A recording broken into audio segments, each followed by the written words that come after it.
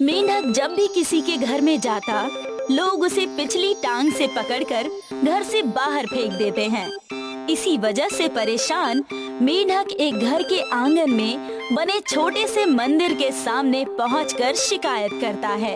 हे भगवान, मैं इतना भोला भाला, फिर भी आपने मुझे कुछ नहीं दिया। ये तुम्हारी गलतफहमी है मेंढक। मैंने जिसे जो दिया है सोच समझ कर दिया है। क्या खाक सोच समझ कर दिया है?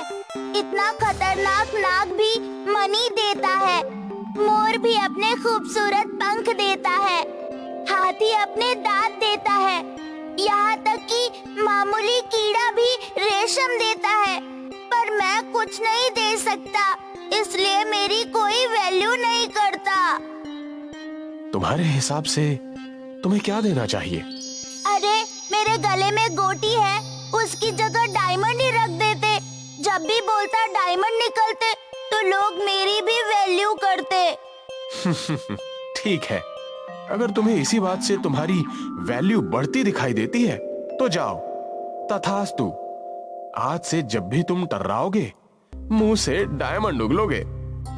सुनते ही मेंढक करता है और वैसे ही उसके मुंह से डायमंड निकलता हुआ दूर जा गिरता है और अपनी चमक से वहाँ रोशनी फैला देता है। ये देख मेंढक खुश हो जाता है। खुशी खुशी वहाँ से उछलता हुआ मेंढक उसी घर में पहुँचता है।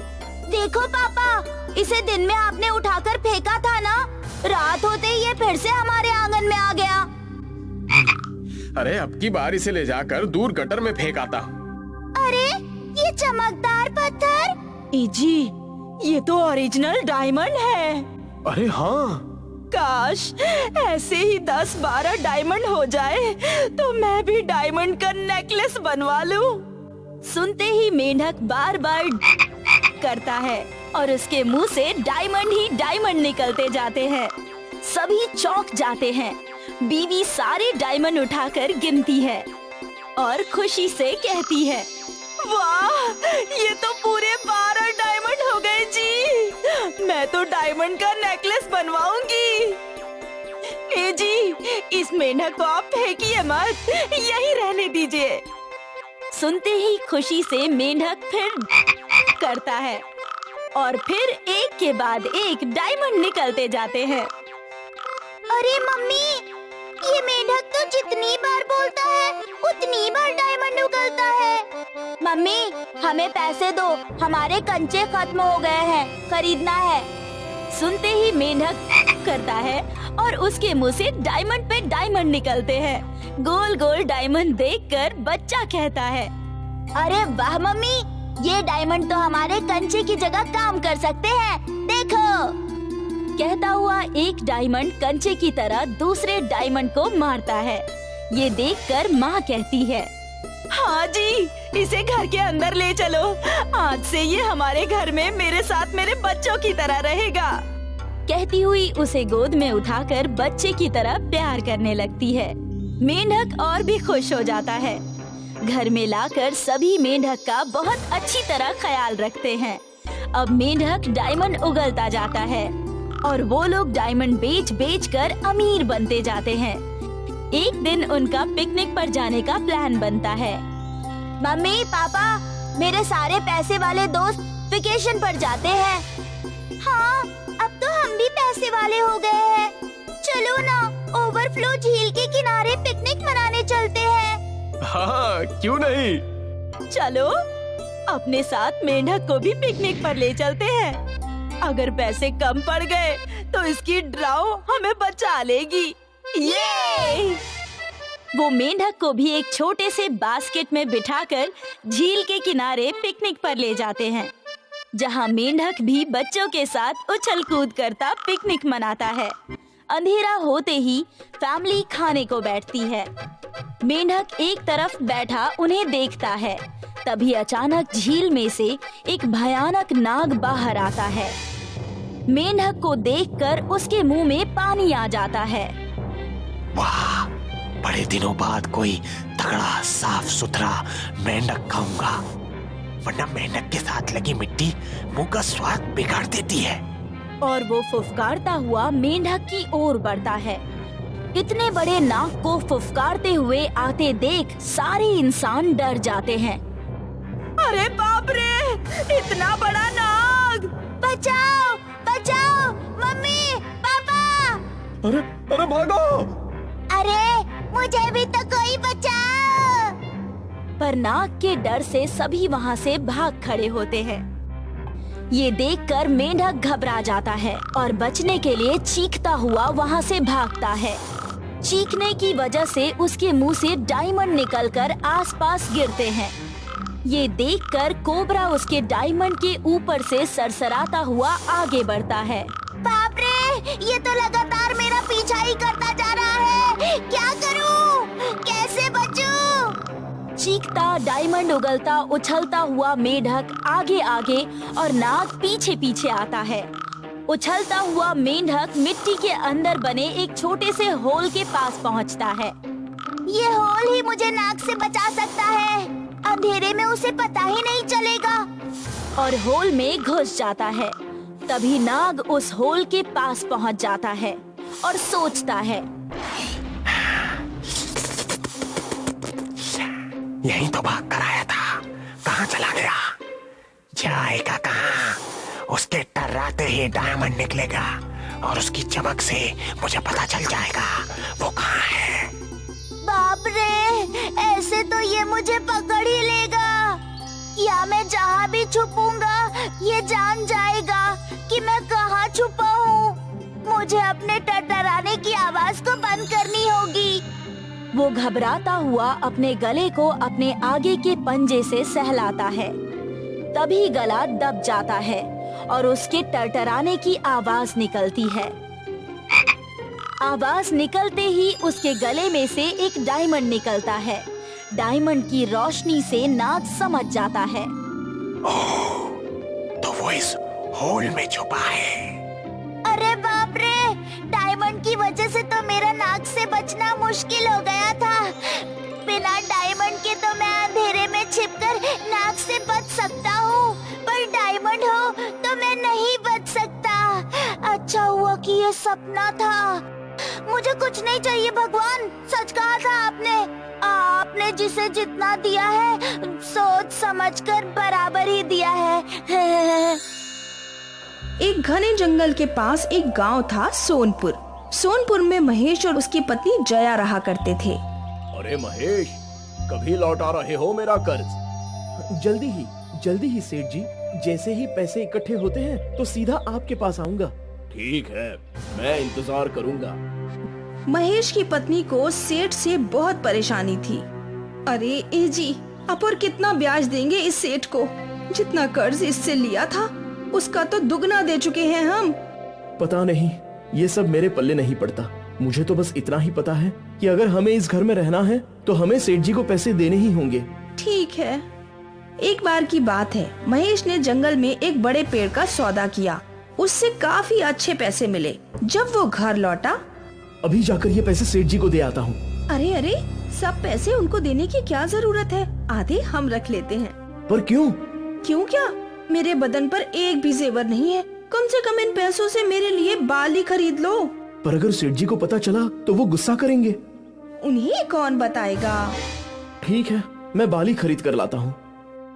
महेश ने एक सोने की बाली खरीद ली और बचे हुए पैसे लेकर वो सेठ के पास गया।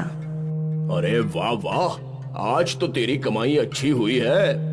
हाँ सेठ जी, तू ऐसे ही ईमानदारी से पैसे लाके देगा तो जल्द ही तेरा घर तेरा हो जाएगा। और कितने पैसे देने हैं सेठ जी? बस 20,000 और। ठीक है, आशा है जल्दी ही दे दूंगा। महेश यहाँ से अपने घर गया। मेरी बाली लाए क्या? हाँ, ये लो। पर मुझे लगता है मुझे सेठ जी को पैसे दे देने चाहिए थे। वो क्यों? बस 20,000 ही तो बचे हैं। ये बाली नहीं लाता तो 10,000 ही बचते। कोई नहीं, अगली बार कमाओगे तो दे देना। फिलहाल मैं ये बाली पहन रही हूँ। बाली पहनकर जया बहुत खुश थी। वो अपनी सोने की बाली दिखाने अपनी पड़ोसन के पास गई। अरे शीला, ये देख, मेरे पति मेरे लिए सोने की बाली लाए हैं। ये तो बहुत अच्छी है दीदी, है ना? जया ने गांव की हर औरत को अपनी बालियां दिखाई। और रात को जब जया सो रही थी तो एक चोर ने जया की बालियां चुराई और 9-2-11 हो गया। अगली सुबह, हे राम, मेरी बालियां, हे भगवान, मेरी बालियां चोरी हो गई। तूने किसे अपनी बालियां दिखाई थी? किसी को नहीं, बस शीला को, विमला को, प्रभा को। पूरे गांव भर में तो ढिंडोरा पीट दिया और बोलती है कि किसी को नहीं दिखाई। तुम्हारा तो दिमाग ही घुटने में है। इससे तो अच्छा था कि मैं ये पैसे सेठ जी को दे देता। बेवकूफ औरत।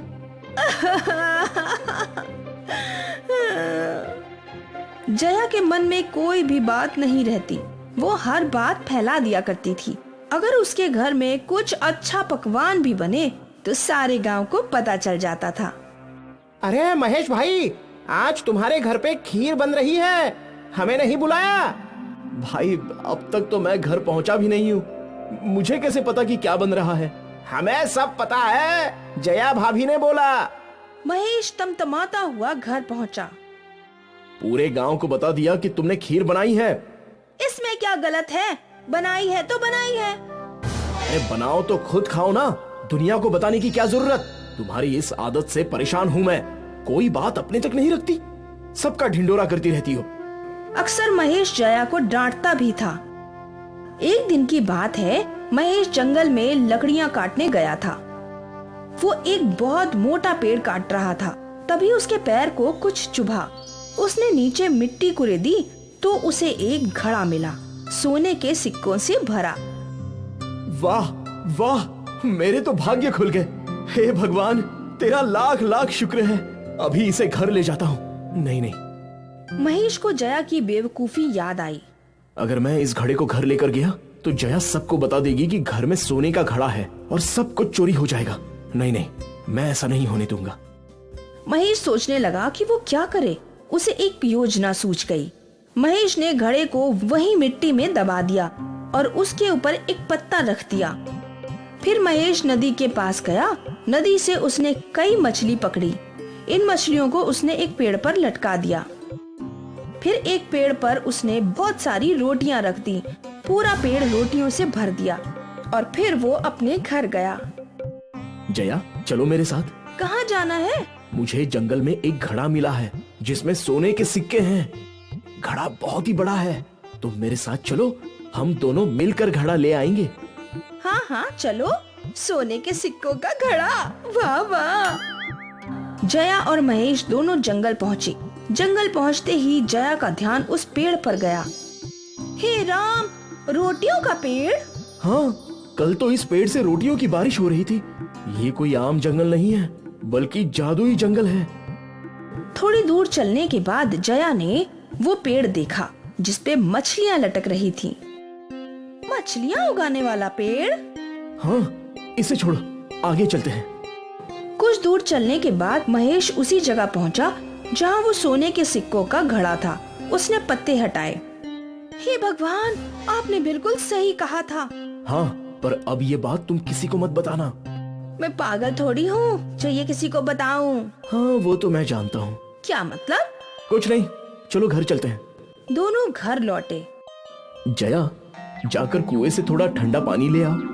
हाँ, क्यों नहीं। जया घड़ा लेकर घर से बाहर गई और महेश ने घर में गड्ढा खोदकर वो सोने के सिक्कों की हांडी छुपा दी।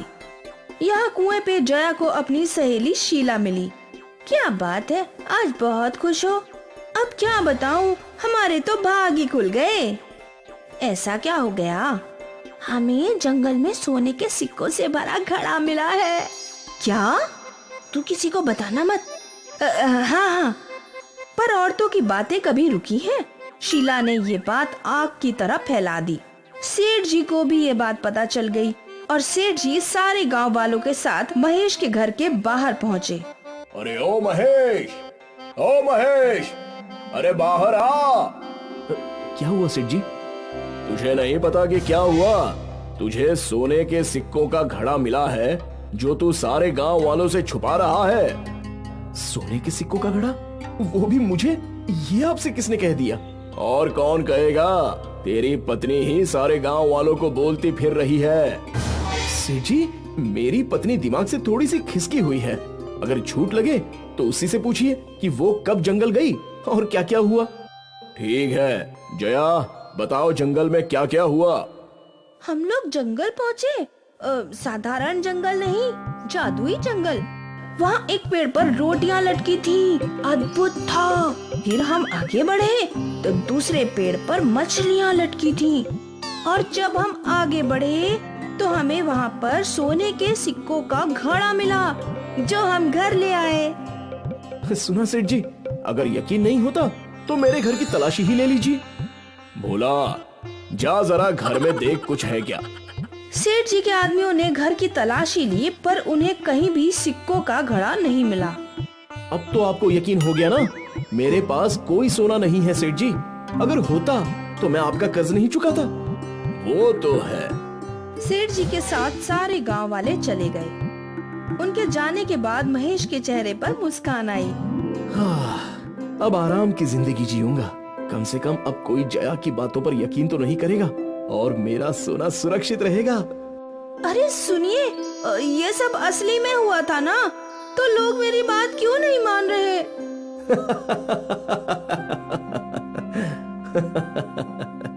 जया परेशान थी, पर महेश खुश था। उसका सोना सुरक्षित था।